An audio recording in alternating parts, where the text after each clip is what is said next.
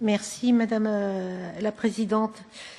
Pour ma part, je suis membre de la Commission Libé, de la Commission des Affaires étrangères et de la Sous-Commission des droits de l'homme, et j'ai été auteur d'un rapport sur migration et droits de l'homme. Moi, je suis toujours intéressée quand on parle de ces questions et de les replacer dans leur contexte historique et géographique. Et quand on écoute les uns et les autres, on n'a pas toujours l'impression qu'on parle de la même chose quand on parle des migrants.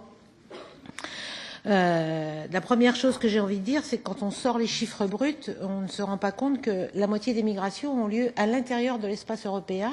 C'est un des atouts de l'Union européenne et c'est une des grandes chances de l'Union européenne. Et que tout ce qu'on dit autour de la refonte de Schengen pourrait à terme mettre en cause cette libre circulation dont profite l'ensemble des ressortissants des pays de l'Est. La deuxième chose que j'ai envie de dire, c'est que on parle des migrants comme s'il n'y avait plus de migration légale vers l'Union européenne. Or, tous les ans, l'Union européenne, les pays membres, parce que ce sont les pays membres qui ont la compétence, les pays membres de l'Union européenne délivrent plus de 3 millions de titres de séjour et de résidence. Et je cherchais le chiffre exact que j'ai plus sous les yeux. Pour l'année dernière, 3,4 millions pour 2016, puisqu'on n'a pas encore les chiffres de 2017. Et je trouve qu'il est intéressant de voir que ce chiffre a augmenté de façon très importante, notamment depuis 2012, même si 2012 était l'année la plus basse en la matière. L'autre élément important qui est à savoir, c'est que les États membres se comportent de façon très différente les uns et les autres par rapport à ces titres de séjour, ces voies légales de migration finalement. Le premier, et je me demande ce qui va se passer après le Brexit, c'est le Royaume-Uni. Chaque année, le Royaume-Uni délivre 800 000 titres de séjour vers l'Union européenne. Ce sont essentiellement des Chinois, des Indiens et des États-Uniens d'ailleurs.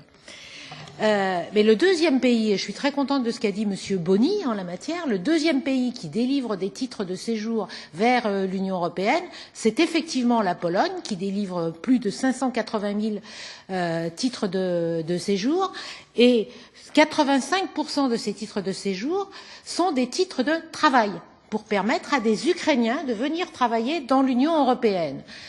Donc il y a des migrations économiques vers l'Union européenne. Et moi, je suis frappée par le fait que, effectivement, il y a de très très grandes différences dans les politiques des États membres vis-à-vis des ressortissants des pays tiers. Et ça se comprend en fonction de leur histoire.